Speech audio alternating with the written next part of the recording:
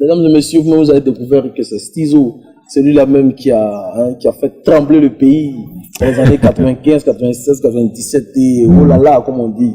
Voilà, son rap était vraiment tranchant, avec des textes poignants. C'était le seul rappeur, on disait de lui qui faisait du rap conscient. Ah, vraiment. Donc c'est un honneur pour moi d'être en face de Stizo, même si à l'époque il était de l'autre côté. Mais le respect est toujours là. Voilà, c'est propre. Alors Stizo, en tout cas, merci d'avoir répondu à notre invitation. Merci de m'avoir invité aussi. Et je suis très heureux d'être là. Donc, big up à tout le monde. Et je salue Ivoire Musique TV qui a permis que je sois là. Je suis content d'être au pays. Et il y a des choses qui se préparent. Donc, on va en parler. Alors, Stizo, pour les nouvelles générations, pour les jeunes générations, est-ce que tu peux nous parler un peu de toi? Parce que je sais que les anciens savent. Même parmi les anciens, il y en a même qui connaissent même pas les vrais docs sur toi. Tu vois un peu, non? Donc, est-ce que tu peux nous parler un peu de toi? Bon, alors, ce qu'il faut dire tout simplement, Stizo, c'est un Ivoirien. Un Ivoirien qui a grandi à Cocody, qui est né à Cocody, qui est un pur produit quand même des lycées français. C'est pour ça que en matière d'écriture, j'ai choisi la langue française. Donc on m'a appelé le maître de la versification française, tout simplement parce que je suis un produit des lycées français. Voilà.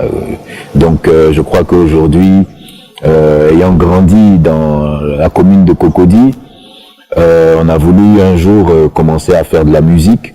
Et puis j'ai choisi le rap parce que je suis issu aussi d'une série littéraire. Donc j'ai fait une série littéraire. Et nous on avait pour matière de base tout ce qui est langue, philosophie, voilà ces choses-là. Donc un jour j'ai voulu produire de la musique, j'ai voulu faire de la musique. Et puis il faut dire que mon père qui était ingénieur agronome, il voulait que je devienne un bureaucrate et puis j'ai choisi la musique. Il m'a dit si tu fais la musique, il faut que tu deviennes le numéro 1. Donc j'ai fait en sorte d'être le numéro 1 et en produisant tous mes albums, pratiquement, presque tous mes albums.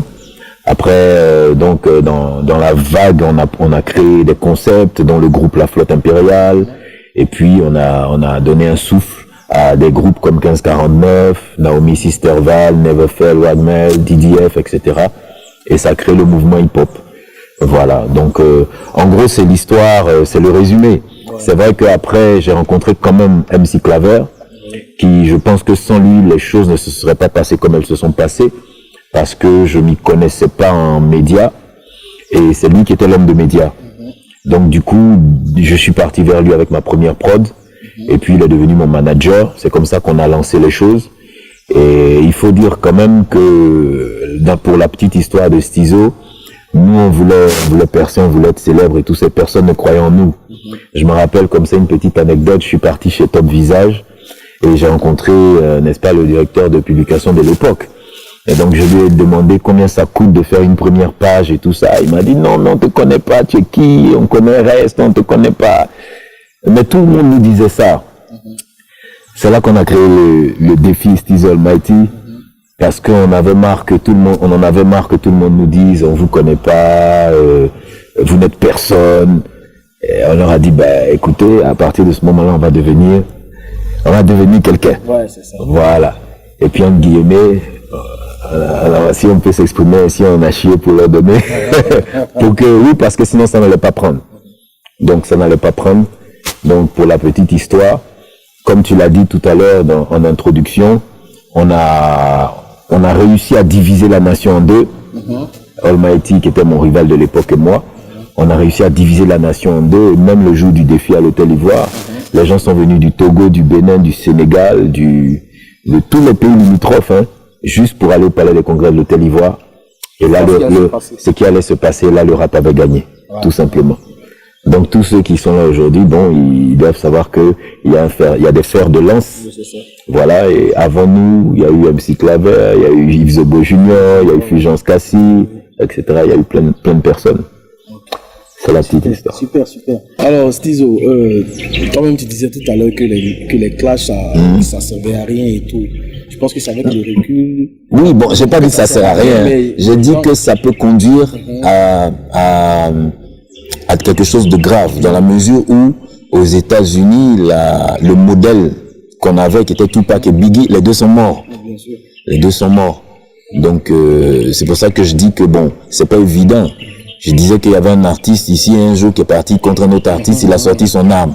Bon, si dans la colère il avait tiré, non seulement il détruisait la carrière de celui sur lequel il a tiré, mais lui-même c'était fini. Donc, c'est pour ça que je dis que c'est pas, si c'est pas maîtrisé, c'est pas utile. Ça peut être utile pour le commerce, mais à un moment donné, il faut savoir doser et puis il faut savoir mettre fin quand on en a plus besoin. Parce qu'aujourd'hui, moi, j'ai plus besoin de clash.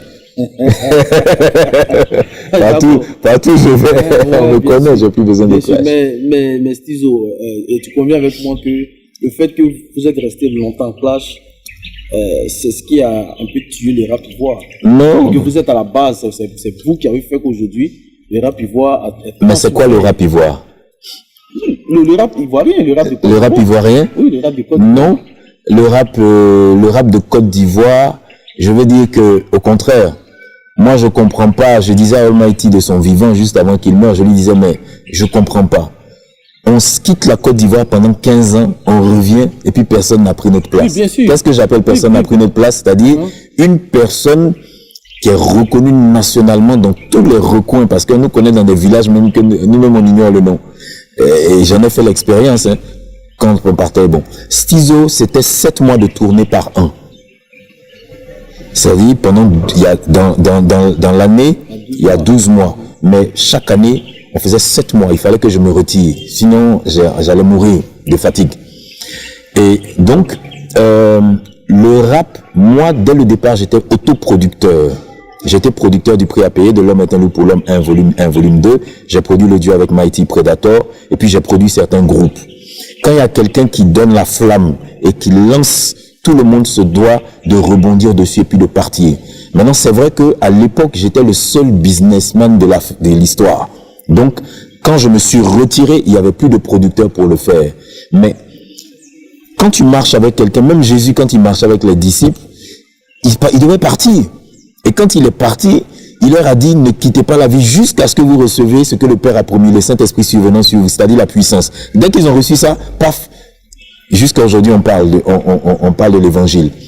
Donc moi, je pense que le vrai problème, ce n'est pas nous, parce que j'ai créé la flotte impériale, Mighty a créé le ministère authentique. Donc du ministère authentique pouvait sortir des Almighty et d'ailleurs même Anastase, qui est le petit frère de Mighty, c'est un rappeur. Donc de la flotte impériale devait sortir des rappeurs. Le problème, c'est les gens, quand ils marchent avec toi, qui se comportent comme des enfants, parce que tu es le papa. Dès que le papa n'est plus là, soit il décède, soit il se déplace, tout le monde est mort, tout le monde est foutu. C'est ce qui s'est passé. Parce que nous, on est partis. Donc, si on met la faute sur nous, moi, je vais mettre la faute sur les politiciens. Je vais dire aux politiciens d'arrêter de faire ce qu'ils font, parce qu'à cause d'eux, nous, on finit par sortir. Donc, ça sert à rien de jeter la faute sur les gens. C'est pas ça. Le truc, c'est quelle est la maturité des gens. Regarde aujourd'hui. Il y a des rappeurs, il y a plein de petits rappeurs. Ce qui me plaît aujourd'hui, c'est que toute la nouvelle génération, tu croises n'importe qui, il est bon. Parce que c'est pas le même style, c'est pas aussi difficile à faire qu'à notre époque, parce que nous, en français ou en anglais, c'est difficile quand c'est du français soutenu. Oui, mais il fallait faire un peu de poésie, en fait. Voilà. Il fallait trouver des vers, des rimes. Des vers, des rimes. Aujourd'hui, c'est différent. Ouais. On a trouvé un petit style ivoirien, bon, ça passe. Donc, tout le monde est bon. Mais, dans tout ça, là, les gens, ils ont 69 millions de vues, mais nous, on n'avait pas 69 millions de vues, on avait 69 millions. C'est toute la différence. Aujourd'hui, c'est les vues. Nous, c'était pas les vues. Donc, qui va faire le business dans ça? Donc, le problème, c'est ça. Les gens aiment dire oui, mais c'est à cause de que. C'est pas à cause de que. Oui, parce que vous avez passé tout votre temps à vous battre. Hein? Vous avez passé tout votre temps à vous battre. Mais moi, par exemple. Aujourd'hui, excuse-moi du thème, mais aujourd'hui, par exemple, dans le coupé décalé, le coupé décalé aujourd'hui souffre de cela aujourd'hui. Parce que, voilà, moi, je vais pas, mais je vais forcément les citer. De Bordeaux et Arafat, par exemple. Ils passent leur temps à se battre et ils ont, comment on peut dire ça, ils ont attiré toute l'attention sur eux. Donc ça fait que un autre artiste qui vient, qui sort un truc qui, lui, il n'a pas envie de rentrer dans ce genre de clash-là. Lui, on ne prête pas attention à lui parce que ce n'est pas, comment on peut dire ça, c'est pas alléchant, en fait. Non, mais moi je suis pas d'accord. Ça crée quelque chose d'alléchant. Non, je suis pas d'accord. Tout le monde. Je suis pas d'accord. Le clash, c'est une cerise sur le gâteau. Parce que dire que Stisou a été connu pour son clash, les gens vont te dire non, moi j'aimais ses textes. Dire que Almighty a été aimé pour son clash, ils vont dire non, moi j'aimais ce qu'il disait et la manière dont il se comportait. C'était son charisme. D'ailleurs moi, dans la flotte impériale, il y avait DDF qui était aussi bon que moi, sauf que c'est moi qui avais plus de charisme. Donc c'est moi qui ai été mis en avant. Maintenant, revenons sur De Bordeaux et puis Arafat. Arafat, en réalité, contrairement à Serge Beno et puis Baby Philippe, Arafat, c'est pas un véritable chanteur. Je veux dire, il peut pas se comparer en chant avec Mewe, par exemple. Serge Beno peut le faire, Baby Philippe peut le faire, mais Arafat, c'est un créateur de concept. Sur ça, on n'a rien à dire. C'est un créateur de concept. Donc, les gens l'aiment parce que c'est un créateur de concept. Donc, on peut pas dire que c'est les clashs qui font que Arafat est le meilleur. Non, c'est parce que c'est un bon créateur de concept. Donc, De Bordeaux aussi, il a quelque chose. Donc, maintenant, si on enlève le clash, on va pas dire qu'il leur reste rien. Il leur reste quelque chose. Mais là, tu vois qu'il n'y a plus de clash. Bon, les gens... Oui, tu as dit quelque chose. Tu as dit que, comme ils ont mis l'attention sur eux à cause des clashs, quand les autres viennent, on les regarde pas parce que c'est pas alléchant. Moi, je dis non. Quelqu'un qui vient après Stisou, bien après Almighty, et qui n'est pas intéressant à écouter ou à voir, ça veut dire qu'il n'est pas bon. Ni techniquement, ni lyricalement, ni musicalement, ni quoi que ce soit. J'étais sur la radio il y a ce week-end. J'ai dit à l'animateur de l'émission de rap, je lui ai dit, tu vois, la différence entre la nouvelle génération et nous, c'est que si tu me mets sur scène, ils vont péter une drite. Parce qu'ils vont venir avec la tra. Mais moi, quand je prends le micro, là, ils vont penser qu'il y a un feu d'artifice qui est en train de se déplacer sur la scène. Parce que ils vont travailler les lyrics et le beat de trap, mais ils vont pas travailler la scène. Comment tu expliques que Joey Star et Cool Chain, NTM, 20 ans après, 26 ans après, ils remplissent le Stade de France. C'est pas le Stade de football, hein? C'est le Stade de France. Comment tu expliques ça? Comment tu expliques qu'aujourd'hui, j'ouvre une page Facebook Stisou l'Impérial, en 3 semaines, j'ai dépassé les, je sais pas, il y a même plus de place sur ma page. Et les gens me disent non, il faut rééditer. Mais c'est compliqué. Donc, moi je pense que c'est une question de talent. Et de toute façon, Mighty n'est plus là. Voilà. J'ai un coffret qui sort le 6 juin. Donc je vais te démontrer que c'est pas le clash. Ça n'a rien à voir. Oui. Je serai le seul rappeur de Côte d'Ivoire, comme d'habitude. Oui. Devant lequel ni coupé décalé, ni reggae, ni il y a quoi encore? Quelle musique? Zouk. C'est-à-dire que c'est-à-dire, je te sors un album, Serge Beno peut pas passer avant moi et puis il va lever la foule. Et puis quand je vais passer, il y aura problème. Ce que le rap ne peut pas faire actuellement. Or, la musique que Serge Beno fait, la musique que Arafat fait, moi je peux la faire. Il y a des choses que je sais faire qu'ils ne peuvent pas faire, mais ce qu'ils font, moi je peux le faire. Et je vais le démontrer le 6 juin. On verra. Je vais le démontrer. On verra. Sinon, en rap, actuellement, il y a quelques-uns qui sont un peu la tête du... J'ai écouté, mais... Beat, Suspect 95. Oui, mais Cliff No Beat est l'un des rares groupes qui fait du rap 100%. Et c'est ce qui fatigue le rap aujourd'hui. Parce que quand on a rempli le palais des congrès de l'Hôtel Ivoire, pourquoi il n'y avait pas de première partie comment, c'était quoi à l'époque? Il y avait RAS, comment on appelait leur musique? Zigei. Pourquoi il n'y avait pas du Zigei ou du reggae on n'avait pas ça, mais c'était uniquement Stisou Almighty qu'on remplit. Ils ont dit, si on réussit à faire ça, on entre dans la légende. On est devenu des légendes vivantes quand 2 rappeurs qui font de la musique urbaine ont rempli le palais des congrès de l'Hôtel Ivoire. Donc je regarde Suspect 95, j'écoute pas mal de rappeurs. Ils sont tous bons. Mais il y a 2 problèmes aujourd'hui dans le rap.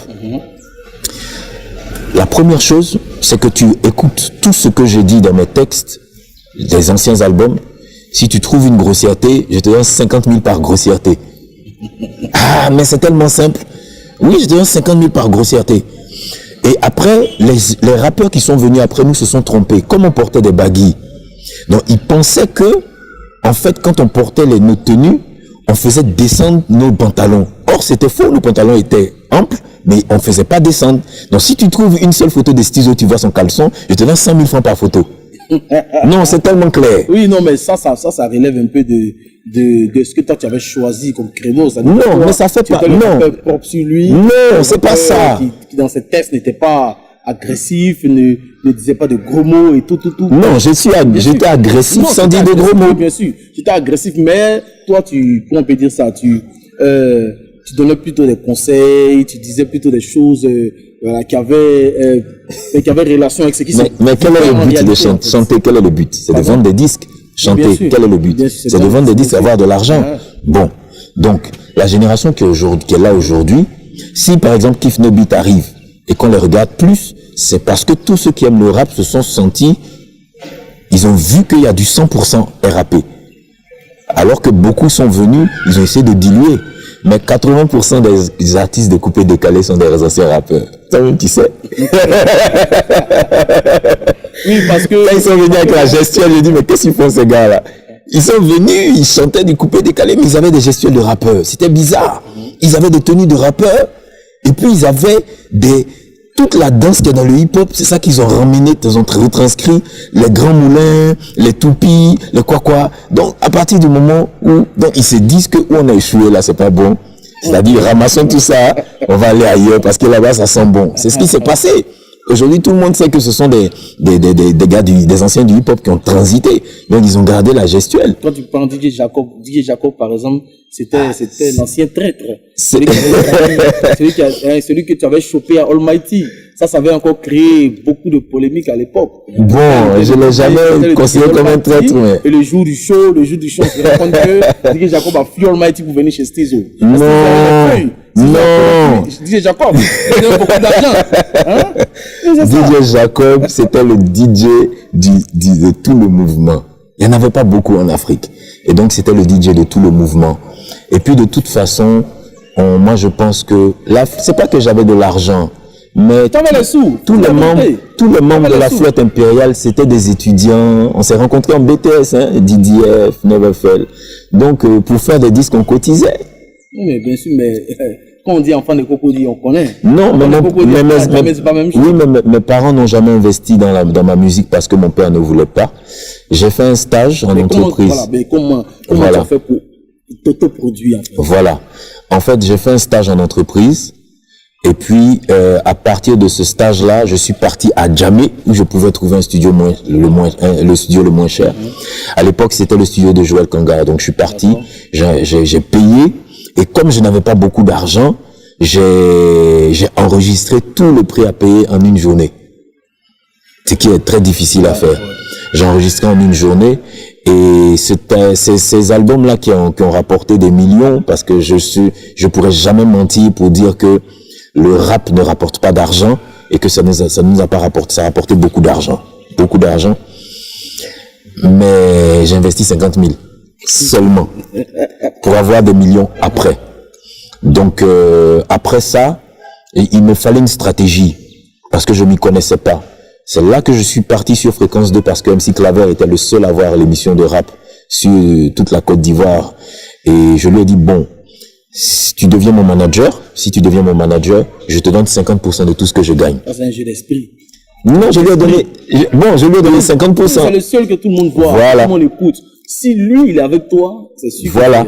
Non, et puis c'est lui qui m'a permis de rencontrer Yves Zebo Junior, qui m'a permis de rencontrer Constieka, qui m'a permis de rencontrer tout le monde d'entrée, puisqu'il était déjà journaliste, il était déjà animateur radio. Et à l'époque, contrairement à aujourd'hui, ce n'était pas rien. Donc du coup, je lui ai dit, bon, moi je te donne 50% de tout ce que je gagne, parce que quand je suis venu vers lui, je ne gagnais rien. Je lui ai dit, moi, tu travailles en tant que manager, moi je travaille en tant qu'artiste. Quand on me donne des cachets, tu prends la moitié. Quand je vends des disques, tu prends la moitié. Il a eu beaucoup d'argent, et moi aussi. Et on a bien travaillé. Donc voilà, après, le rap nous a tout donné. Hein. C'était le fils d'un ancien président. Il a laissé cette vie-là pour pouvoir faire du rap, qui est une musique de ghetto. Et il y a beaucoup d'argent dans ce business-là quand on sait bien le faire. La musique, il y a beaucoup d'argent. Mesdames et messieurs, la musique, il y a beaucoup d'argent. C'est sur ce que nous allons partir à la pub. Et on revient. Mesdames et messieurs, nous sommes de retour. On est toujours avec Stizo, le grand Stizo. Vraiment, je suis enjaillé. Je suis enjaillé parce que c'est ce genre de personnes, c'est des gens qui ont été des modèles de toute une génération, tu vois. Comme lui-même il a dit tout à l'heure, les gens portaient des gros pantalons. C'est à cause d'eux que les gens portaient des gros pantalons. Des baggy. Oui, des baggy. Est-ce que tu as conscience que les gens se sont bagarrés dans les quartiers à cause de toi et de All Might? Est-ce que tu as conscience de ça? Les gens se sont battus, les gens ne se parlaient pas. Il y en a même là qui ont laissé leur go à cause de ça. Et il a dit, moi, il préfère Stizo. Ah, c'est pas vrai. All Mighty, hein. Par là, les deux, ils sont plus ensemble. Tout ça parce que les deux ne supportent pas la même personne, tu vois. Bon, tu vois, je ne crois pas. Je crois pas que... Renseigne-toi, bon, tu diras. Non, les gens se sont battus, pour nous, c'est vrai. Mais il n'y a pas eu de couples qui se sont séparés parce que la demoiselle, elle était dans un camp et le monsieur dans un autre. Mais le côté où les gens se sont battus, ça, c'est vrai. Parce que moi-même, j'ai été témoin. On était à Mans et on revenait d'un spectacle qu'on avait donné en plein air. Et donc, Mighty et moi, on marchait tous deux dans la rue pour aller à l'hôtel. Et il y avait vraiment des gars qui étaient en train de se taper dessus. Et puis, on les a croisés. Donc, quand ils nous ont vus, ils ont arrêté la bagarre. Puis, ils nous ont regardés. Puis, ils ont dit, mais c'est pas à cause de qu'on est en train de se taper tout de suite là. Mais ils nous ont poursuivis jusqu'à l'hôtel. Donc on arrivé à l'hôtel en courant. Et j'ai jamais oublié, hein, ça fait longtemps, mais j'ai pas oublié. Parce qu'effectivement, c'est pas faux. Les gens sont. Mais c'est pour ça aussi qu'on a mis fin. Parce que souvent, quand on fait ce genre de rivalité-là, on ne sait pas ce qui se passe dans les quartiers. C'est ça. Et c'est pour ça que je dis à cette génération-ci, je rencontre pas mal de gens. Il y a des gens qui me disent vraiment. La dernière fois, j'ai rentré dans un hypermarché. Il y a quelqu'un qui m'a dit vraiment. Je suis tellement content de te voir parce que il y a des gens qui sont mal morts, il y a des gens qui sont morts drogués, alcooliques et tout ça. Mais toi, non seulement tu es dans la société, dans la vie active, tu es vivant, mais chaque fois qu'on te rencontre, tu es propre. Tu es un exemple en fait. Et bon, pour te dire, je suis même président des parents d'élèves d'une école de 1000 élèves et quelques. Donc, j'ai d'autres métiers que les Ivoiriens ne savent pas. Mais tout ça, on saura ça. Mais tout à l'heure, tu disais, avant la pub, tu disais qu'il y a beaucoup d'argent dans ce business. Beaucoup d'argent. Et je crois que si c'était actuellement, tu allais gagner beaucoup plus en fait. Oui. Voilà. Maintenant, moi, je veux savoir, quelqu'un qui gagnait très bien sa vie, il faisait du rap, il avait beaucoup de fans, tout le pays l'adulait et tout. Comment est-ce que tu te retrouves en Europe, tu décides de rester en Europe? Oui, parce que, premièrement, tu sais que quand je suis allé en France, je me suis converti. Je suis devenu véritablement chrétien. Le problème, quand j'étais ici, c'est qu'on faisait 7 mois de tournée par an. Tu vois? Mais ça rapportait tellement d'argent que, peu importe ton staff, on te demande de pas t'arrêter. On peut mourir, tomber sur scène, parce que ton corps ne suit, ton âme ne suit plus. Tu vois, ton corps est là, mais tu es malade. Je te donne une anecdote. On arrive à Bengourou, on a un concert, on est dans la tournée avec MAM. Et Tonton Bouba faisait partie de l'organisation à l'époque. Et puis j'avais une grosse crise de palu chronique. C'est la mère de Mousse de MAM qui m'a soigné. Donc, je m'habille quand même, et puis j'arrive dans la salle de concert. Je suis dans les coulisses. On dit, bon, tu vas pas chanter, mais c'est qu'il faut sortir pour dire bonjour. C'était un piège. Ouais. Donc quand je suis sorti, vêtu tout de blanc, j'ai levé le doigt. Tout le monde a crié, oh, comment tu fais pour ne pas chanter? J'étais malade. Mais c'est difficile. Ton staff, tu peux vouloir t'arrêter, ton staff peut te dire non. Parce que moi, mon staff avait une devise, on ne crache pas sur l'argent. Et donc, à un moment donné, le staff même ne savait pas que j'étais fatigué. Deuxième raison, les embrouilles entre All Mighty ont pris fin, mais je suis rentré dans une autre dimension d'embrouille. Les embrouilles avec les producteurs, embrouilles avec ceci, cela. Et puis, j'étais arrivé à un stade où j'étais devenu trop puissant, entre guillemets. D'accord. Oui. C'est-à-dire? C'est-à-dire que toi, tu veux chanter, moi, je reste à la maison, je téléphone seulement, et puis j'organise ta carrière. Et il y avait des directeurs, des DG de télé, d'entreprises, tout ça, qui... Non, j'étais... D'ailleurs, j'ai rencontré un jour un jeune Burkinabé en zone 4. Je sortais avec mes affaires du supermarché, puis il a garé sa voiture. Il me dit, ah, bonjour. Je dis bonjour. Il dit, ah, je m'appelle Tant, je veux travailler avec toi. J'ai dit, comment? Il dit, non, j'ai 80 millions sur moi, je veux travailler avec toi. J'ai dit, ah bon? Mais dans quel domaine? Il dit, en tout cas, je sais que si je travaille avec toi, ça va aller. C'est-à-dire que moi-même, j'étais même pas encore un homme de Dieu, qu'il y avait quelqu'un déjà qui croyait en des capacités que moi-même j'ignore. Donc je lui ai dit, bon, je comprends pas trop, mais ce qu'on va faire, prends mon numéro et puis on s'appelle. Il dit, non, je te donne un téléphone portable et je t'appelle dessus, il faut décrocher. J'ai pris le téléphone, je suis rentré chez moi. À 18h, il m'a appelé, il dit, je viens te chercher ce soir. Donc il est venu, on est parti en club. Donc à cette époque, j'allais encore en boîte de nuit, j'étais pas encore à fond dans l'église et tout ça. Et donc, on va en club et puis on cause. Il me dit, bon, lui il a 80 millions en liquide. Donc lui, il me fait confiance pour créer une entreprise. J'ai dit, mais comment ça? Il dit, non, tu crées, ça dit ce que tu veux créer, crée. Et puis on va travailler dedans. Donc j'ai créé une entreprise à 3 volets. Communication, marketing et puis événementiel, multimédia et tout ça. Donc quand j'ai créé ça, d'autres entreprises sont venues se greffer, c'est-à-dire dans l'automobile, dans la location de voitures, etc., etc. Donc, en une année, on a fêté notre premier milliard dans une boîte au plateau, dont je tairai le nom. Et donc, j'ai commencé à ralentir le côté musique, parce que d'un autre côté, j'étais rentré dans les affaires. Avec on avait une quinzaine de véhicules qui étaient loués par des hommes d'affaires aussi dans un hôtel ici. Et c'est ma soeur aînée qui travaille là-bas, donc elle a placé nos trucs. Et puis à un moment donné, les gars pensaient que j'étais peut-être rentré dans la drogue ou bien dans un réseau de PD, d'homosexuels, parce que c'était en vogue à cette époque. Parce que tous les lundis, je changeais de voiture, donc les gens ne comprenaient pas. Et moi, j'avais une voiture de sport verte, vert bouteille. Bizarrement, j'ai une voiture verte encore aujourd'hui. J'avais une voiture verte. Non, c'est par hasard. Mais à l'époque, j'avais une voiture de sport, un modèle américain. Et puis l'intérieur était en cuir blanc. Moi, j'étais dans un autre monde.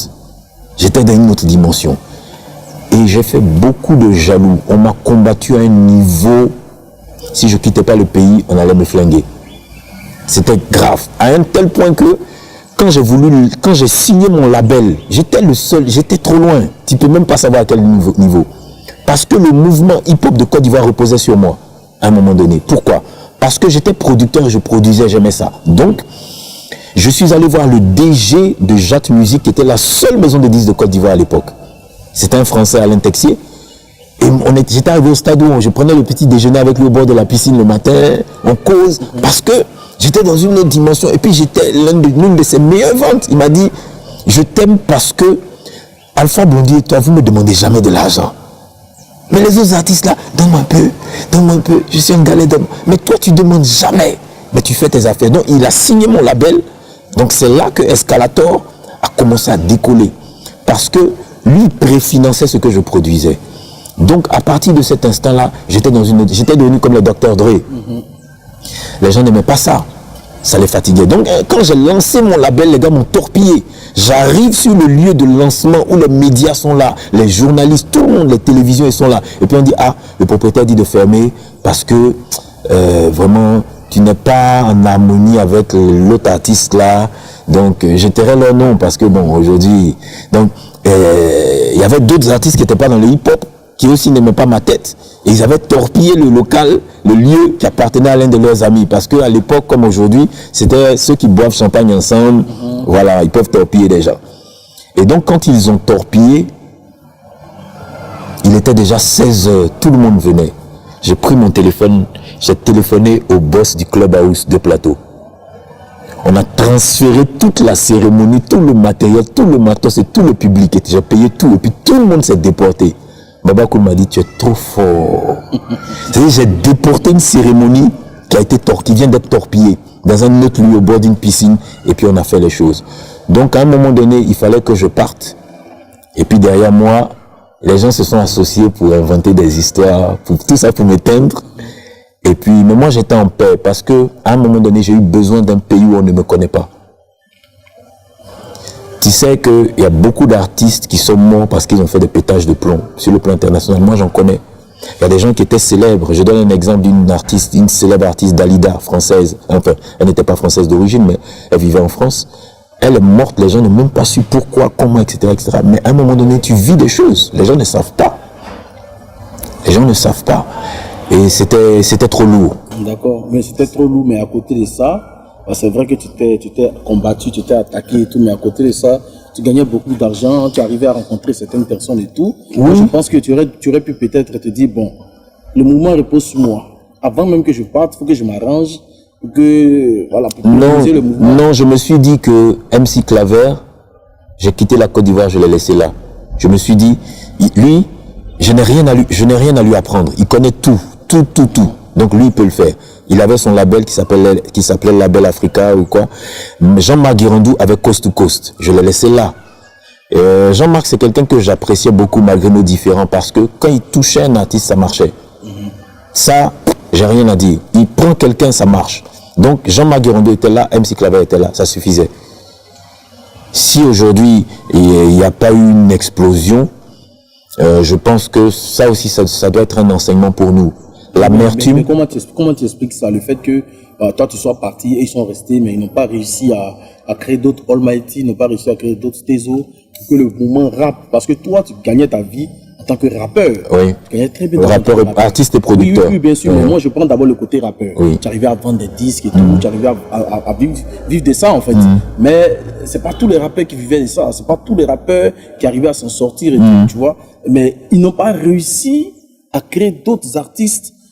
Parce que la musique, comme tu dis, la musique c'est pour vendre des disques et en vivre. Mais il y a plein de rappeurs qui n'arrivaient pas à en vivre. Il y a même il y a pas si longtemps que ça, il y a eu le groupe Gaba 50 par exemple, qui a créé le rap un peu Nuchi, où c'est comme si on parlait, mais on raconte un peu les problèmes et tout. Ça a marché, mais ils n'ont pas exposé vous. Voilà. Oui, parce que Garba 50 a eu, dans la musique, il y a la vente de disques, il y a la notoriété et l'image de marque.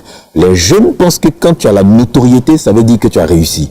Ils pensent que quand tu as une image de marque, ça veut dire que tu as réussi. C'est faux. Tu as réussi quand tu as les trois.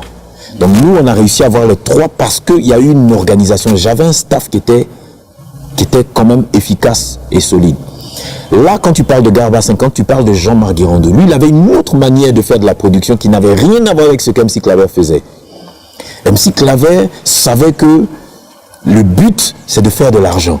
Donc, il utilisait et le talent et en même temps la communication et le marketing, etc. etc.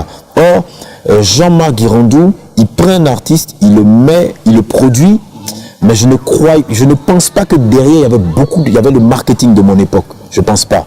Parce qu'il a eu quand même, à part Garba 50, il y a eu l'autre là, comment il s'appelle? Celui qui est en France, Billy. Il y a eu Rajman, mais remarque que les trois là ont eu le même genre de reconnaissance et de notoriété.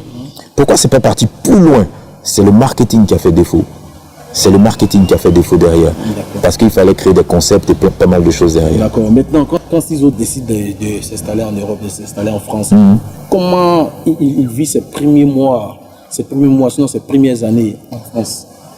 Mais d'abord, donc tu n'as pas besoin de faire le Jossi. Non. Il y a l'argent ou bien? Non. Mais bon, d'abord, quelle est la définition du Jossi? C'est quoi?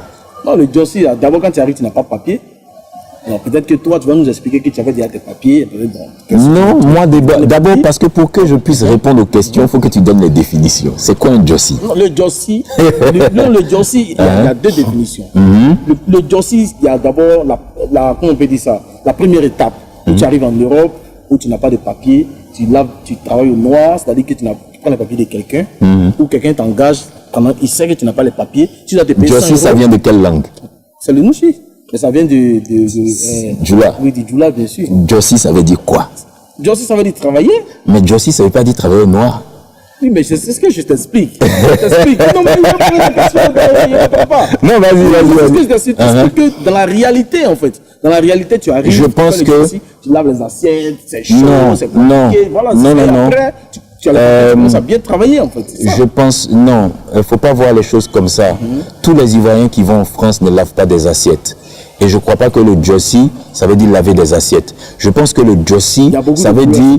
Voilà. Je pense que le Jossi, ça veut dire trouver un petit boulot. Donc, je t'explique. D'abord, 97, mon père biologique décède. 99, je quitte la Côte d'Ivoire. Dès que j'atterris en France, aussitôt que j'atterris, je tombe malade. Très gravement. Mon père a fait 16 ans de maladie mystique. 16 ans, puis il est décédé. Il est décédé à la Pisame dans une chambre devant moi. Et quand moi je suis parti, automatiquement je suis tombé malade. Et j'ai commencé à vomir du sang, m'enfermer dans une chambre. J'ai commencé à vomir. Je suis resté couché 1 mois et demi. Jusqu'à ce que je vomisse tout le sang de mon corps. Là où tu me vois là, je suis gros. J'avais plus de chair sur moi. Et j'avais plus de sang dans le corps. J'étais en train de rendre l'âme. C'était en hiver, 99. Je rendais l'âme quand j'ai entendu mon nom. Donc, le nom Stizo, ça vient de Steve. Donc j'ai entendu Steve. Je regardais autour de moi et j'entends, tu vois, tu viens d'une famille chrétienne. Ça fait combien de temps que tu n'as pas prié? J'ai commencé à pleurer parce que je savais ce qui se passait. Parce que avant de devenir une star, je me suis mis à genoux dans une chambre et puis j'ai dit, Seigneur, si tu me rends célèbre, que ça marche, tout ça, je vais te servir. J'étais jeune, mais je n'ai jamais servi Dieu. Mais ce que j'ai fait pour dire merci à Dieu parce que je suis devenu célèbre, c'est le prix à payer. Parce que le prix à payer, premier couplet dit quoi? À ta naissance, quand Dieu te donna le souffle de vie, il posa en toi son image et son esprit. Tu n'as pas pu t'empêcher de commettre l'iniquité, ta vie s'est dégradée péché après péché. Tu te salis tous les jours très tard quand le soleil fatigué porte sa tenue noire. Ma religion m'enseigne à guider les aveugles vers le Saint-Esprit, le Fils et le... Ça, c'est un secret que les gens ne savaient pas. C'est parce que j'ai fait une promesse à Dieu que j'ai fait cette chanson. Et puis c'est cette chanson qui m'a rendu célèbre. Bref, quand Dieu m'a rattrapé là-bas, il m'a rappelé maintenant ma vie de débauche à Abidjan. Il m'a rappelé, bon, tu as demandé le succès, la célébrité, je t'ai béni. Maintenant, tu es dans les go, tu es dans le show, tu as les voitures, tu as l'argent, tu es dans les femmes. Et là, maintenant que j'étais cloué et que j'allais mourir, il m'a rappelé ça. J'ai commencé à pleurer. J'ai demandé pardon à Dieu. Puis j'ai dit, bon, si tu me guéris et que je survis à ça, cette maladie-là, parce qu'on ne pouvait pas me soigner. Aucune machine ne dit ce que tu as, on ne détecte pas. Si tu me soignes, que je me relève, je vais te servir. Maintenant, mon sang était dans le seau. Tout mon sang. Je me suis dit que je m'endors, je m'en vais en enfer, je meurs. Et là, surprise, le Seigneur va faire une chose extraordinaire, c'est de remplacer mon sang. Et c'est un médecin français qui va me révéler que dans mon corps, il y a un sang. C'est comme si on a vidé le corps d'un autre homme pour mettre dans mon corps. Je ferme la parenthèse. J'habitais à cette époque-là à Châtenay-Malabry. Et de là, je suis parti habiter au Bourget, chez Pablo Master. C'était un ancien artiste raga. C'est Black Jack de Démocrate D qui m'a envoyé là-bas. J'ai été convalescent pendant 1 an. Ok. Donc quand j'ai fini ça, il y avait la copine de Pablo Master qui avait une entreprise de bâtiment. Et j'ai travaillé avec elle. Après elle, directement, je suis rentré en entreprise dans le domaine commercial.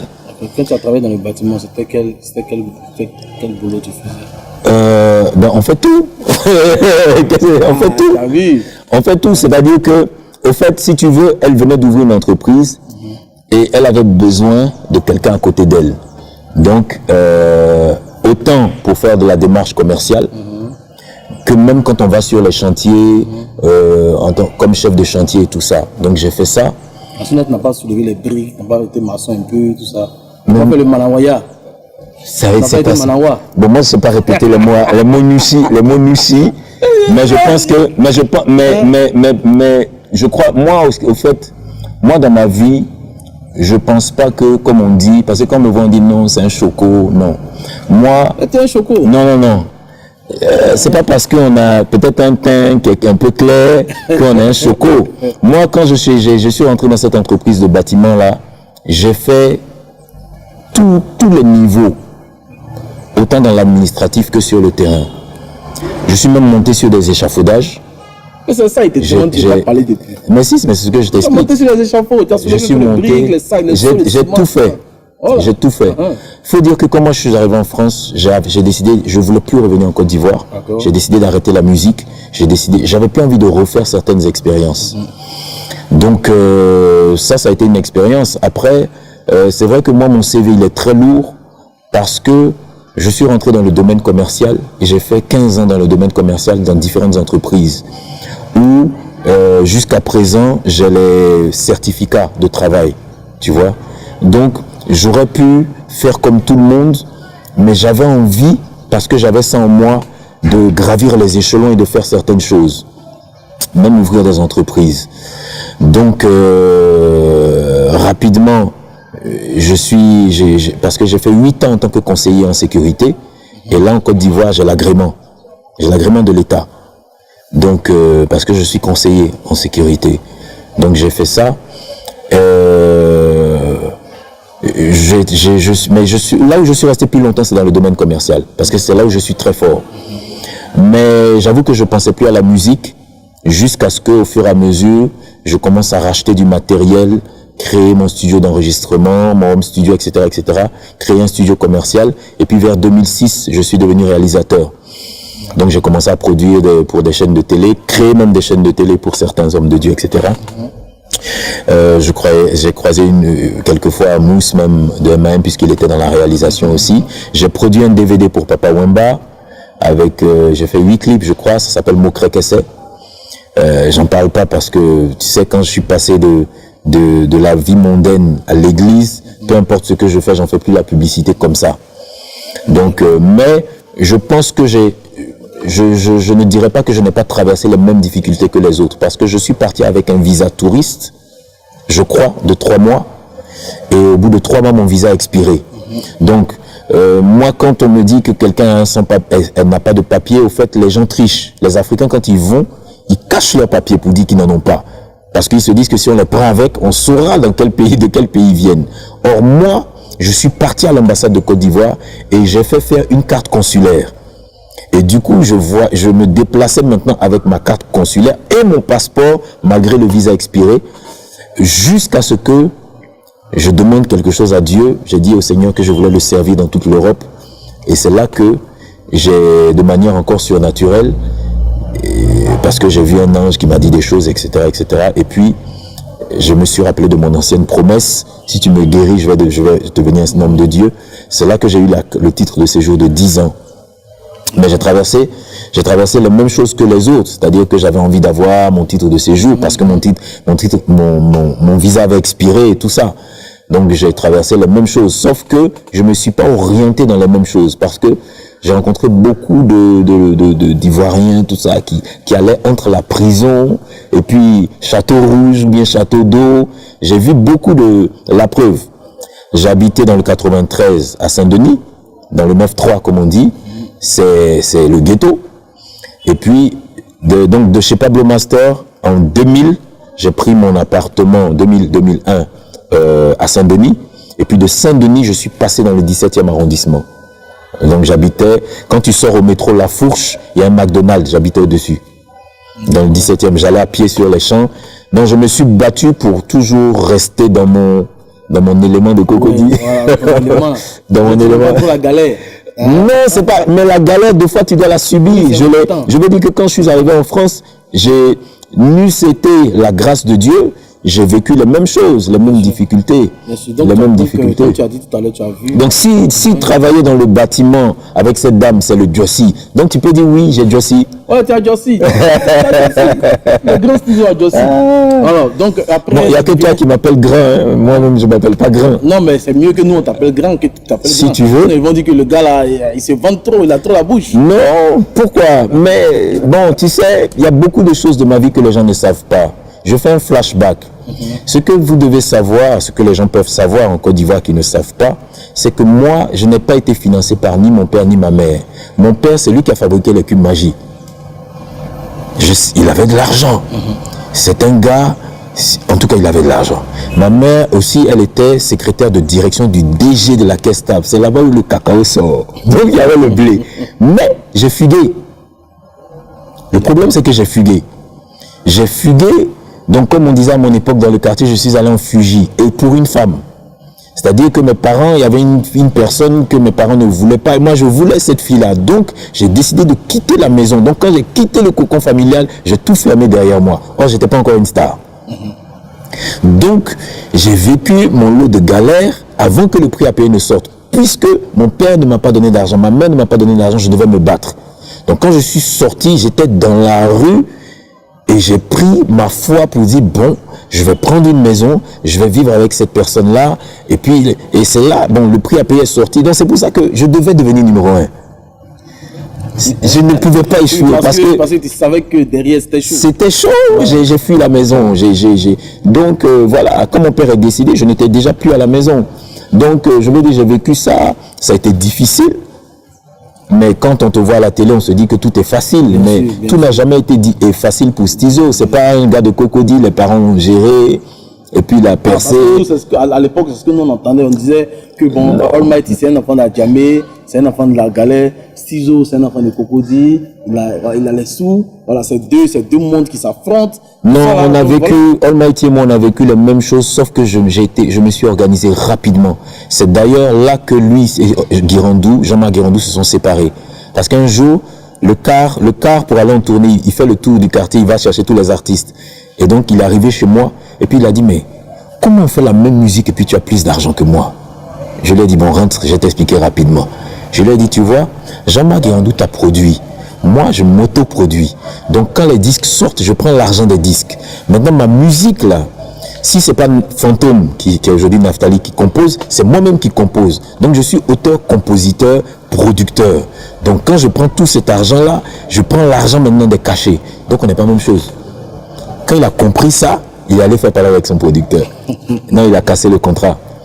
Donc, je m'étais très rapidement organisé parce que sinon, tu pouvais pas. Et puis, je vivais avec une femme. Donc, oui, comment je vais faire? Bien sûr, c'est pas. Parce que les femmes, quand ça commence à être chaud, les visages changent. Voilà, c'est ça. Donc, c'est tout ça. Mais oui, bon, d'accord. Mais il y a une autre question que je voulais te poser. Celle de, comment dirais-je, de l'époque d'abord où tu es. Je crois qu'à un moment, tu étais revenu à Abidjan. Voilà, tu faisais une sorte de télé-réalité avec Rap Academy. Rap Academy et tout ça. Ma société qui produisait, c'est Escalator qui en France est une association, en Côte d'Ivoire c'est une société de production audiovisuelle. Et j'ai produit Rap Academy pour la RTI. D'accord. Maintenant après... Donc je peux produire des émissions pour vous, vous allez me payer. Ça va aller. Ces jeunes rappeurs, parce que moi souvent je regardais un peu, je voyais un peu les commentaires que tu faisais, on te prenait pour le gars un peu virulent, qui était un peu plus dur avec les rappeurs et tout ça. Mais vers la fin là, qu'est-ce que ça a donné? Est-ce que, voilà, pourquoi il n'y a pas eu de star qui a émergé de ce mouvement là? Très bien. Quand vous avez distrait les jeunes gens, vous avez laissé comme ça? Non, pas du tout, puisque là je suis dans l'optique de la production. Au fait, ce qui se passe, c'est que je produisais l'émission pour la télé. Donc, beaucoup m'ont dit, ah non, pensais que tu étais l'animateur. Non, j'étais le producteur de Rap Academy pour le besoin de la télévision. Donc, maintenant, dans le contrat avec la RTI, ils ont un pourcentage, soit c'est 50-50, et j'ai un pourcentage. S'il y a un sponsor qui vient, tu vois, ou bien 60-40, peu importe. Bon, donc, vu que je produisais l'émission, donc je remettais à la RTI un PAD, un prêt à diffuser, ça me pesait à un moment donné. Mais revenons au contenu. Le but, c'était de produire. Mais il s'avère qu'il y avait un problème à l'époque, un problème que je n'ai plus aujourd'hui. À l'époque, j'étais à 800% dans mon truc de pasteur, d'homme de Dieu. Donc il y avait des choses que je ne pouvais pas faire. Malgré que je voulais aider les jeunes, il y avait des choses que je ne pouvais pas faire. Aujourd'hui, pourquoi je peux faire certaines choses que je ne pouvais pas faire? Parce que si je reviens à la production et au rap aujourd'hui, c'est parce que c'est venu de Dieu lui-même. Il y a des choses que Dieu vient de me dire. Il m'a dit, tu te fermes trop. Il m'a dit, tu te fermes trop. Tu es devenu un homme de Dieu, tu es rentré dans l'église. Ton frère Kodjavdi Vincent est devenu un homme de Dieu, il est rentré dans l'église. MC Claver est devenu un homme de Dieu, il est rentré dans l'église. Bon, vous êtes enfermés là-bas. Ceux qui sont dehors là, comment ils font? C'est Dieu même qui m'a dit ça. Donc aujourd'hui, si à l'époque tu n'étais pas, comme on peut dire ça, tu n'étais pas prêt à faire certaines choses, pourquoi? Non, j'ai pas fini. J'ai pas fini. Quand je fais quelque chose, je m'entoure. La preuve, c'est comme ça que j'ai fait Angela. Mais Angela, je me suis arrêté parce que même quand tu prends un artiste, il a une vision. Alors que l'artiste doit adopter la vision du producteur. Parce que, écoute les jeunes rappeurs d'aujourd'hui. Le rap et puis le reggae, nous n'avons pas droit à l'erreur. Parce que Bob Marley, c'est un gars qui se battait contre les causes de les tares de la société. Mais tu viens, tu es rappeur, au lieu de te battre contre les tares de la société, les problèmes de société, tu t'en vas parler des caleçons de ta copine au quartier. Moi, c'est ce que je reproche aux artistes aujourd'hui. Donc, la drogue a fait que je ne pouvais pas produire les gens parce qu'ils pensaient que j'étais un yo-yo-yo, et puis le vieux père, il va investir, tout ça. À un moment donné, mon épouse m'a dit, mais il faut arrêter, tu vas mettre 3 millions ici, 5 millions ici, c'est pas la peine. Parce que les jeunes ne sont pas conscients. Et il y a un petit jeune qui était dans Rap Academy qui actuellement se promène dans Cocody pieds nus. Il est devenu fou à cause de la drogue. Bon, moi je suis désolé, il faut qu'on fasse quelque chose. Et moi, à mon niveau, en tant qu'artiste, en tant que producteur, je suis président des parents d'élèves d'une école, donc je dois donner l'éducation, le bon exemple aux jeunes. Donc je ne peux pas venir aussi en tant que vieux père. Et puis c'est pour ça qu'il y a des danses même qui m'énervent, le mapuka, le bobaraba, même les chanteuses de coupé décalé là. Il faut arrêter. Non. Toi, tu es quelqu'un. Tu as dit j'étais. Oui, mais bien sûr, mais c'est pas parce qu'aujourd'hui, c'est pas parce qu'aujourd'hui, bon. Oui, mais voilà, tu sais, quelque part, tu es avec Dieu, que tu vas venir pour chose. Mais tu peux pas, tu sais, quand tu restes trop dans la perversion, il y a la mort dedans. Il y a la mort dedans. Donc moi aujourd'hui là, bon, moi je n'ai jamais pris de drogue. Je ne sais même pas quel bon ça. Je n'ai jamais fumé de l'herbe. Mais j'ai fumé de la cigarette et Dieu merci, Dieu m'a sauvé de ça. Je buvais de l'alcool, Dieu merci, j'ai été sauvé de ça. Mon plus grand défaut, c'était pas ces choses-là. C'était le coureur des jupons. C'est les femmes. Voilà.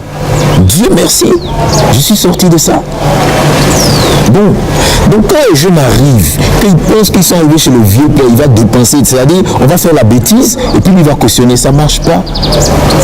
Donc maintenant, moi je pense que quand tu chantes, que tu fais du rap, il faut que tu aies quelque chose à dire. Et aujourd'hui, le rap, il y a beaucoup de grossièreté dedans. Est-ce qu'on ne peut pas rapper en enlevant ça? Bon, est-ce qu'on ne peut pas rapper en enlevant la grossièreté? Maintenant, eux ils vont dire ils sont le modèle de qui? C'est pas moi en tout cas. C'est pas moi. Ils ont pris leur modèle français ou bien leur modèle américain et puis ce modèle est en train de leur mentir. Donc du coup, voilà pourquoi, c'est la raison pour laquelle il n'y a pas eu, mais j'ai mis en stand-by en fait. Je n'ai pas craché dessus. Parce que les enfants, et je bénis le nom du Seigneur parce que chaque personne est en train de changer. Ils sont en train de changer. Ils m'ont combattu, mais aujourd'hui ils sont en train de changer. Mais de grâce, je reviens sur ce problème. Comment tu expliques que les jeunes collégiens de Côte d'Ivoire, aujourd'hui, ils organisent la tontine sexuelle? Ça c'est une aberration, franchement. Ben voilà. Ça c'est grave, c'est grave. Il y a les vidéos sur Internet. J'ai vu une de ces vidéos là, j'étais effaré parce que moi je suis papa, je suis père de famille. Et quand je vois ça, ça me sort par les yeux en fait. C'est pas normal. Pourquoi personne n'en parle? Même en musique, pourquoi personne n'en parle? Moi, je suis un éveilleur de conscience. Je ne suis pas parfait, je n'ai pas été le plus parfait, mais j'ai changé. Et le plus important dans la vie, c'est de changer. Donc, je peux commettre des erreurs aujourd'hui encore. Mais il y a des erreurs, tu ne peux pas aller les commettre. Tu peux pas aller. Sinon, c'est du suicide. Bon, peut-être que les gens ne vont pas apprécier ce que je vais dire, mais aujourd'hui, personne n'arrive à aider Petit Denis. Il a voulu toucher, quelqu'un l'a blagué sûrement, quelqu'un l'a entraîné, il a voulu toucher à la drogue aujourd'hui. Petit Denis, il est l'homme de lui-même aujourd'hui. Bon, donc comment on fait? Comment on fait? Parce que même l'église là, tu rentres pas dans l'église et puis on t'impose la main, bien Dieu fait un miracle et puis paf, non! Puisque même pour que le miracle se passe, il faut que ton cœur change. Bon, donc musicalement, moi je pense que la Côte d'Ivoire est en train de reculer. Parce que la musique, il y a une chanteuse, attends, il y a une chanteuse de... Ou bien musicalement. Musicalement, regarde, écoute, il y a une chanteuse de coupé décalé. Vraiment, regarde, ça me fait mal. Moi je suis là depuis l'époque de Tchalamwana. Hein. Il y avait une chanteuse BT qui faisait comme Tchalamwana qui est morte devant nous. Je crois que bien que c'était le sida. Ah bon? Oui, je me rappelle plus de son nom, elle avait un nom à consonance BT comme ça. Elle dansait avec les Tchalamwana et tout ça. Pourquoi Tchalamwana ne se mettait pas nu et puis mettre son sexe au dehors et tout ça? Pourquoi les jeunes filles là veulent faire ça? Tu vois une chanteuse de coupé décalé, elle est belle. Chante. Est-ce que je paye un concert pour que tu me montres ton slip? Ça ne m'intéresse pas. On paye le concert pour que ta voix sente. Toi, tu veux qu'on paye le concert pour voir ton caleçon. Et puis tout le monde cautionne ça dans le pays. Bon, je ne sais pas si c'est politiquement voulu, ou bien si c'est autre chose, ou bien si c'est religieusement voulu, ou bien si c'est... Mais il y a un problème en Côte d'Ivoire. Il y a un problème. Moi, quand je suis venu, parce que c'est même pas politique. Parce que si c'était politique, on allait dire non, tu sais, c'est les autorités qui font, mais c'est faux. Parce que comme moi, je suis arrivé en 2006, le président actuel, c'est pas lui qui était là. Mais le Boubaraba avait pris la Côte d'Ivoire. Tout le monde était dans une histoire de fesses. Montrer les fesses, rouler les fesses. Non. Oui, mais ça, c'est le showbiz, ça, c'est montage. Mais le showbiz, là. Quand même, tu peux pas attendre. Ok, je vais t'expliquer quelque chose. Attends. Non, laisse-moi ouvrir une petite parenthèse. La chanteuse, la femme de Jay-Z, Beyoncé, oui. Elle dit, c'est pas moi qui dis, elle dit que quand elle monte sur scène, elle a un démon en elle. Et elle dit que quand elle monte sur la scène, c'est le démon là qui prend le relais, qui commence à chanter. Non, ça peut être... Comment on peut dire Attends, je vais finir. Ça, c'est des... Comment on dit ça, ça c'est regarde. Des paroles pour... Voilà, bon, maintenant, je vais te dire que ce qu'elle fait là, elle dit que, parce que si tu as un esprit, que tu as un démon, quand tu chantes, tu peux posséder les gens. Maintenant, ça là, c'est dans la Bible. Il y a un roi qui s'appelait David. Oui. David, il jouait de la harpe, et puis il y a un démon qui sortait du roi Saül.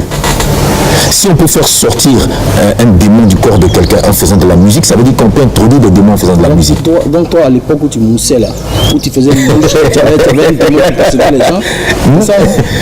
Non, je pouvais ne pas avoir des démons qui possédaient les gens, mais moi-même, je pouvais en avoir. Qu'est-ce qui me faisait être coureur des jupons?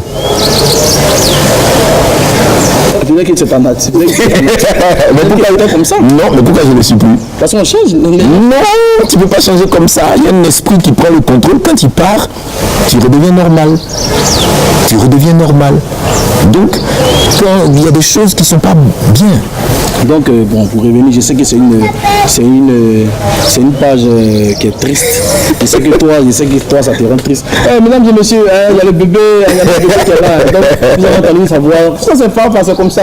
C'est la belle petite fille du grand Stizo. Elle est assise là. Elle est fatiguée. Elle ne peut pas l'attendre son papa. Voilà. Non, tout à l'heure, elle nous fait un bisou. Tout à l'heure. Alors, c'est une page qui est très triste. Almighty. Almighty est décédé dans des conditions un peu vraiment bizarres. Vraiment bizarres. Bon, des gens disent non que bon, si c'était à l'époque où j'étais encore en clash, on va dire c'est Stizo qui l'a tué. Donc comme le clash est passé depuis longtemps, bon, personne n'a pensé à ça. Mais toi qui a été quelqu'un après, qui a été son ami, qui a été son frère et tout, comment est-ce que toi tu as vécu, ça? Il faut savoir que ça a été un épisode vraiment triste parce que j'ai beaucoup pleuré. Son père m'a dit, bon, si toi les gens te voient pleurer comme ça, c'est dangereux. Il m'a dit ça en radio hors antenne. Il m'a dit, si les gens te voient pleurer comme ça, c'est même pas bon. Donc, il faut que tu te ressaisisses, c'est déjà fait. Donc, Almighty est mort pourquoi? Parce que revenu d'Europe, il a créé un festival, le FI2H, et puis il voulait faire des choses, continuer ses projets artistiques et tout. Il a approché le ministère de la Culture, il a approché des gens, des sponsors, etc., etc. Et comme d'habitude, comme c'est très bien organisé en Afrique, on l'a fait tourner. Vous savez, vous pouvez aller dans certaines instances et puis pendant 5 ans, 6 ans, 7 ans, faire des demandes, des sollicitations et tout ça. Et au final, son corps même était fatigué de tenter d'organiser des choses pour faire sa musique et pour pouvoir aider des jeunes d'Adjamé, Tadjam Tala, des jeunes du ministère authentique, etc. et des jeunes dans le hip-hop. Quand il a organisé le FI2H, je lui ai dit son festival, je lui ai dit, regarde, il y a des noms qu'il a invités ici, je ne vais pas dire leurs noms. Des gens qui sont dans le hip-hop, qui avaient une cote. Il les a invités, je lui ai dit, ils ne viendront pas et tout le monde va te laisser tomber, tu vas voir. Le ministère de la Culture lui a fait des promesses qui n'ont pas tenu.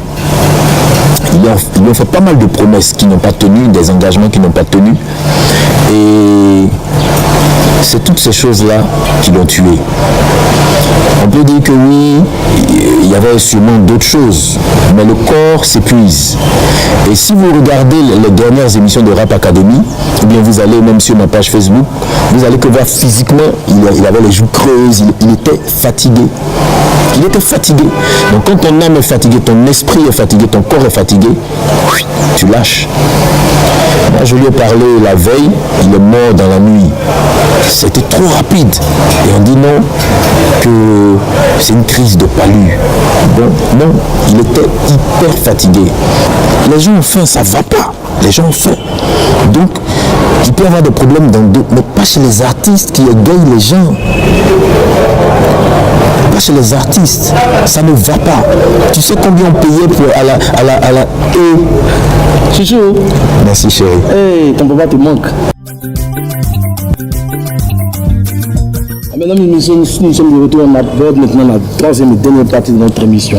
Voilà, Stizo, voilà, maintenant que tu as expliqué un peu comment est-ce que tu as décidé de marcher avec Dieu, tu as décidé de donner ta vie à Dieu et tout ça, machin. Donc, il paraît même qu'en France, tu as une église. Vous fonctionnez sur il paraît toujours. Non, un jour, j'ai vu dans un journal que je vends du poisson ou bien du pain quelque part dans le marché. Toujours il paraît. Bon, alors il faut dire que je me suis converti, c'est une longue histoire, mais mon témoignage est sur Internet. Il est sur Internet. Et j'ai donné ma vie au Seigneur. J'ai un père spirituel.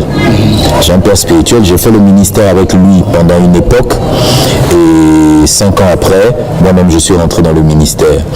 Les gens ont tendance à dire que on est devenu homme de Dieu parce qu'on cherche de l'argent, ou bien parce qu'à l'église il y a les offrandes, il y a les dîmes, c'est à cause de ça. C'est ce qui se passe ici. Non. On va plein. Bon, pour te rassurer, en réalité, je n'ai pas d'église en tant que telle. Parce que quand je me suis converti, le Seigneur a dit ouvre des écoles. Donc, je suis président du Centre chrétien d'enseignement biblique à Paris, en Côte d'Ivoire aussi. Ça veut dire qu'en réalité, je suis conférencier. Donc, je prends des salles et puis j'enseigne. Donc, je ne suis pas une église en tant que telle. Par contre, il y a pas mal d'églises qui m'invitent pour enseigner parce que le Seigneur m'utilise beaucoup dans le... Qu'est-ce que Stizo a créé son église à Paris, tout ça, machin. Non, vous ne pouvez pas trouver une église de Stizo à Paris, ni en Côte d'Ivoire véritablement. En réalité, j'ai le Centre chrétien d'enseignement biblique qui lui-même se déplace. Et donc, du coup, les églises de Côte d'Ivoire, je peux travailler avec une dizaine d'églises qui m'invitent pour enseigner, et je suis beaucoup utilisé dans le domaine de la délivrance, donc on m'invite beaucoup pour enseigner sur ces choses et aussi pour que le Seigneur opère dedans. On m'a dit que j'ai une église en tant que telle, pour l'instant c'est pas le cas. Donc souvent tu travailles avec des églises ici en Côte d'Ivoire, hein? Avec pas mal d'églises, je travaille avec pas mal d'églises. Tu as déjà travaillé avec Makosso Camille? Non. Mais est-ce que vous connaissez personnellement? Non. T'as jamais entendu parler? Ben si, quand même. J'entends parler, mais bon, j'ai déjà vu, j'ai déjà regardé des vidéos. Tout ça. Bon, j'avoue que plus d'une fois, ça m'a fait, j'ai vraiment rigolé beaucoup. Je pense que, parce que je pense que tu me poses la question pour savoir ce que j'en pense. Je pense que c'est compliqué.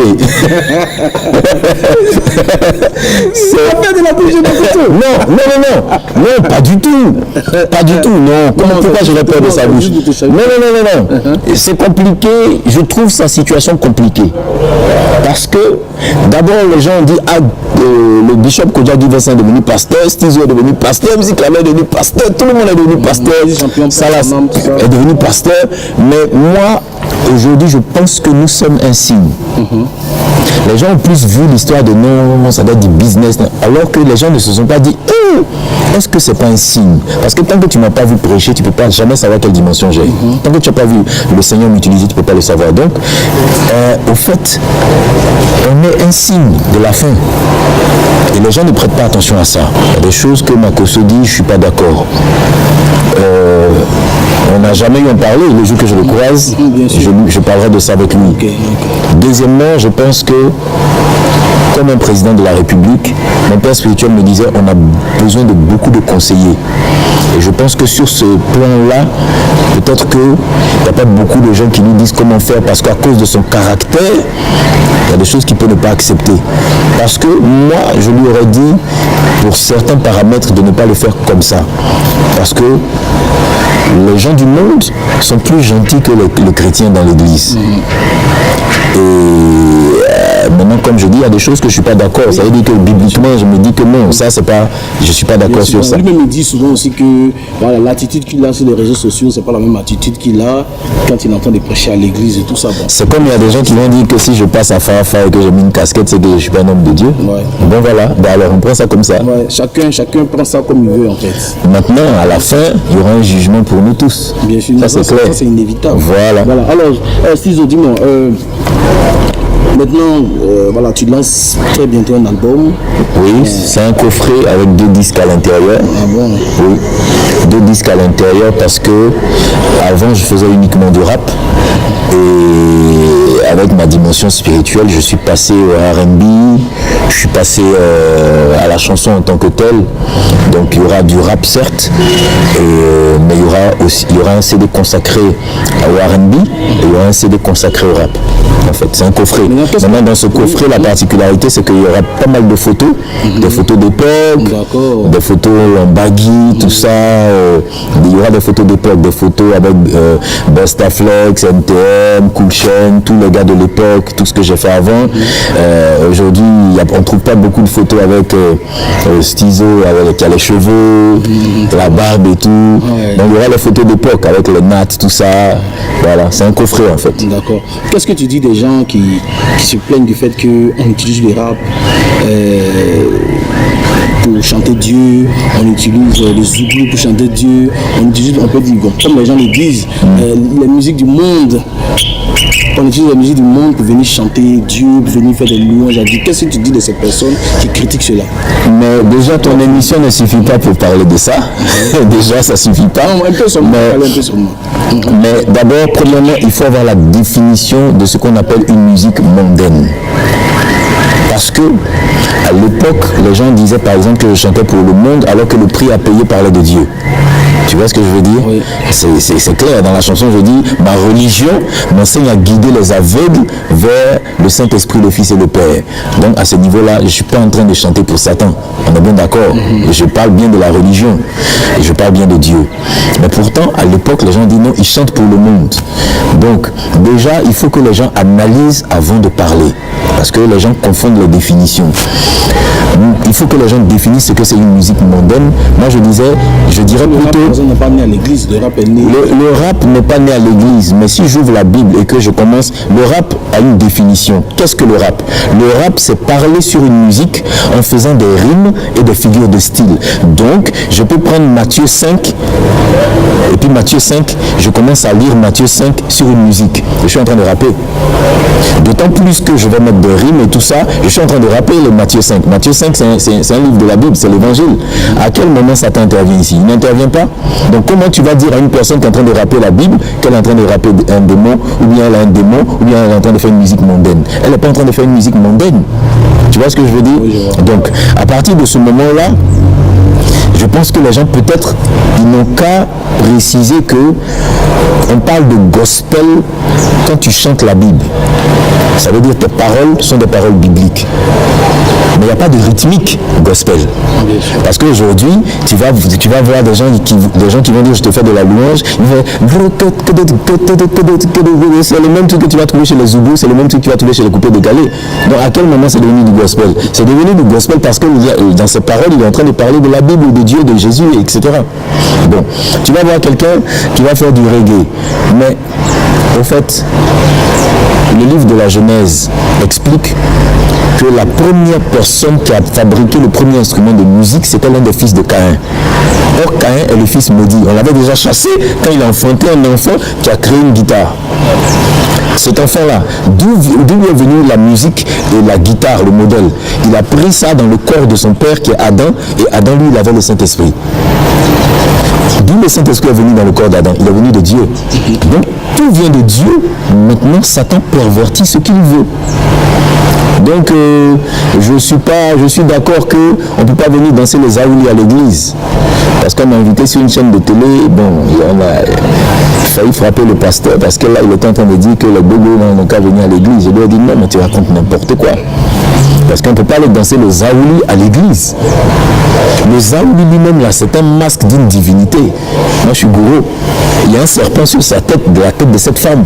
Donc, tu ne peux pas dire que le Zaouli est une danse qu'on peut autoriser dans l'église, puisque tous les masques africains, à la base, sont des divinités. Tu vois ce que je veux dire? Oui. Voilà. Mais je ne suis pas d'accord avec les gens qui disent que oui, il chante Dieu, il dira. Il chante Dieu. Ah non, donc là, tu t'es mal exprimé. Tu es en train de dire, par exemple, je suis chrétien, je ne dois pas faire du rap. Non, ce que je suis en train de dire, qu'il y a certaines personnes qui disent que si tu veux chanter pour Dieu, utilise par exemple voilà, les musiques qu'on connaît, par exemple les musiques douces qu'on chante à l'église et tout. Mais tu utilises du rap, on dit le rap là, ça c'est pour les païens. On va venir rapper ici, tout ça, moi c'est de ça que je parle. Mais si le rap qu'il rappe la Bible, il y a pas de problème. Non, tu as et puis le zouk, très bien expliqué. Le zouk, c'est une musique douce, mais ce n'est pas du gospel. Donc les gens ne peuvent pas venir te dire que non, fais une musique douce. Si c'est douce, c'est que c'est de l'adoration. Le zouk là, on adore autre chose. Hein? On a zouké nous tous. Donc quand c'est du zouk, on adore autre chose. Donc on va dire parce que c'est doux, c'est de l'adoration. Alors Stizo, voilà, comme toi-même tu as dit, si on veut parler avec toi là, on ne va pas quitter ici. On ne va pas quitter ici. De toute façon, on va se donner rendez-vous une prochaine fois pour une autre émission. Parce qu'avec toi, il faut qu'on aborde beaucoup de sujets. Parce que tu as beaucoup de choses à dire. Tu as beaucoup de choses ici. Il faut que ça sorte. Ça fait 15 ans que c'est bon. Voilà, il faut que ça sorte. Voilà, mais voilà, là maintenant, on va se dire au revoir. Et je vais te demander de lancer un appel à toutes. Je sais que tu as encore des fans. Tes fans, ils sont là. Moi, ils sont nombreux. Les fans qui sont là, même aujourd'hui, là, ils ont moins 10 enfants, mais ils sont restés fans de Stizo. Si on communique, j'ai ma page Facebook, j'ai ma page du fan club. On communique, c'est plus les fans qui me demandent même de sortir un nouvel album. Sinon, c'est vrai que j'avais fait une croix dessus. Donc, je voulais dire aux fans que je suis à Abidjan. Donc, grâce à Ivoire Musique TV, je suis à Fafa. Donc, beaucoup me disent, mais est-ce que c'est le vrai Stizo? Malgré les photos qui sont sur ma page. Donc, c'est le vrai Stizo, donc, de la flotte impériale. Je suis là, je suis en Côte d'Ivoire. Et donc, le 6 juin, qui est le jour de mon anniversaire, donc, il y a un album, un coffret qui sort, un double album. Il y aura 2 disques à l'intérieur. Donc, tous ceux qui veulent échanger avec moi, on se retrouve sur ma page, sur les réseaux sociaux. On va échanger. Et puis, il y a ma fille qui me dit qu'on m'appelle. En plus, c'est un appel de Paris. Donc, tout va bien. En tout cas, je suis très heureux d'être venu à l'émission. Et Ivoire Musique TV, je pense qu'il y a encore beaucoup de choses à venir qui sont intéressantes, qui vont se faire avec cette chaîne. C'est une bonne initiative, déjà, cette chaîne-là.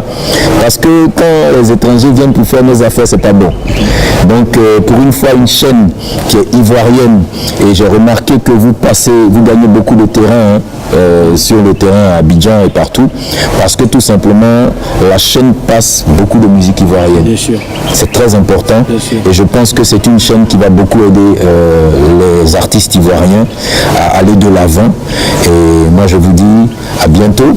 Voilà, ce n'est qu'un au revoir, parce qu'on est ensemble. On est ensemble. Voilà, bien dit. Donc, mesdames et messieurs, nous étions avec le grand Stizo, l'homme de la flotte impériale, celui-là même qui a bercé, qui a fait danser, qui a bercé, qui a fait beaucoup de choses avec une très très très forte génération. En tout cas, merci de nous avoir suivis. C'était l'émission FAF avec votre homme serviteur, le Dangereux. On se retrouve la semaine prochaine, même heure, même antenne, sur Ivoire TV Musique, canal 209 du bouquet, canal SAP Africa. Voilà. Donc, Roland Lebengis réalise cette émission. Nous avions Soko et celui-là qu'on appelle William Santago à la caméra. Merci de nous avoir suivis. On est ensemble. Que Dieu vous bénisse. Ciao.